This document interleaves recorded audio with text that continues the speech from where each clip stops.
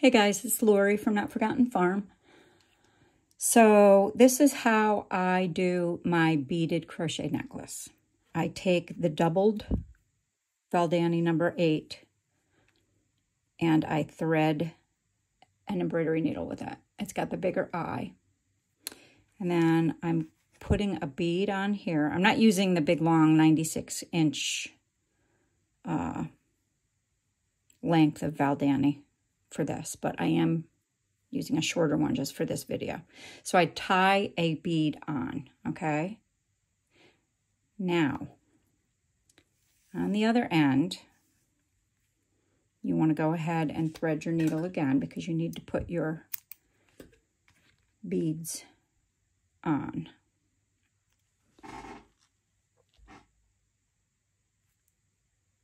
And again, this is not the entire 30 beads. This is, you know, I'm just going to put these on so that I can show you how to crochet in between them. So these are going to go on just like that.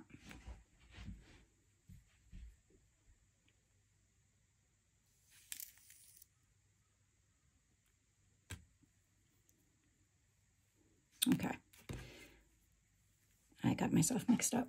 So you're going to need to make another little slip knot right here, right next to that bead. Just bring it down, and then you're going to put your hook in there, your crochet hook, okay? And bring it tight. And then what you're going to do is actually just crochet a couple of chain stitches in between the beads. So I like to do like 7 or 8. So let's do 7. So we're going to grab both of those strands of the Valdani. So 1, 2, 3, 4, 5. May need to choke up on it a little bit. 6, 7. And now that you have your beads on here, you're going to bring one up.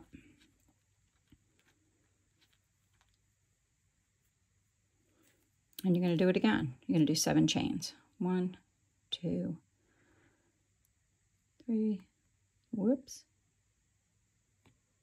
4, 5, 6, 7. Sometimes I do 8. Sometimes I do 7. It just depends, you know, how primitive I want it to look or whatever. So you're going to just continue to do that with your all the way down your 96-inch length of your double DMC. I keep saying DMC. You can use DMC all day long. I use the Valdani, number 8 pearl cotton. So you can go all the way down the length of your 96-inch doubled Valdani. Right now I'm using 0178, which is one of my favorite colors. You can use whatever beads you want. These are size 6 beads because they're just bigger, a little bit chunkier. Here is one of the corn cobs. Here is the corn husk that I've stitched on. And all of this is in actual directions for the, you know, with the pattern. This is the beaded crocheted. This is actually a 96-inch length of doubled Valdani. I personally like a longer length because I like my necklaces longer. But if it's too long for you, you can take this in the back, do a little bow kind of thing, and make it shorter. You know, just kind of tie it together, make a little bow, and then that can drop down and hang down your back, or the back of your neck. In the directions, I tell you that you need to bring your edges together of your cob and sew them together. It's hard for you to tell where I've actually done that because it comes out so nice and clean and smooth when you actually stitch with the Valdani that you really don't know. Okay, so you can see one here. This is the actual seam, and you'll understand better what I mean by the seam when you get the pattern and you're finished with your punching. This is another one that I did here, and I think this is actually the seam right here. So they're pretty cute. I like them. In my pattern, I tell you that, you know, you don't have to make a necklace out of these, and you definitely don't have to make them this big. You can make them smaller. You can make them bigger. If you don't want to make a necklace, you can make a brooch out of them. Just, you know, stitch a little pin back on and put it on your jean jacket. Or you can make a ton of them and string them together and make a garland. Or you can just make them and throw them in a bowl. You know, they're super cute.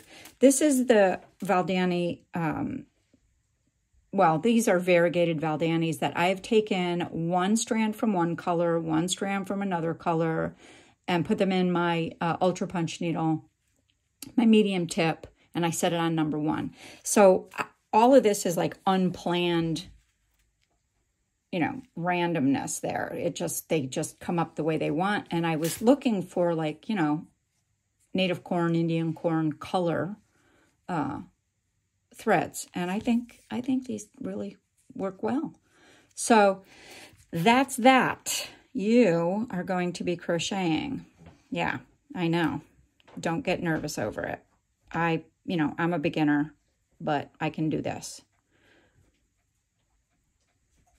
And you can really make some pretty things out of that. So if you have any questions, you can email me, notforgottenfarmwitch@gmail.com. Or, you know, PM me, DM me, message me, call me. All right. Thank you. Bye, guys.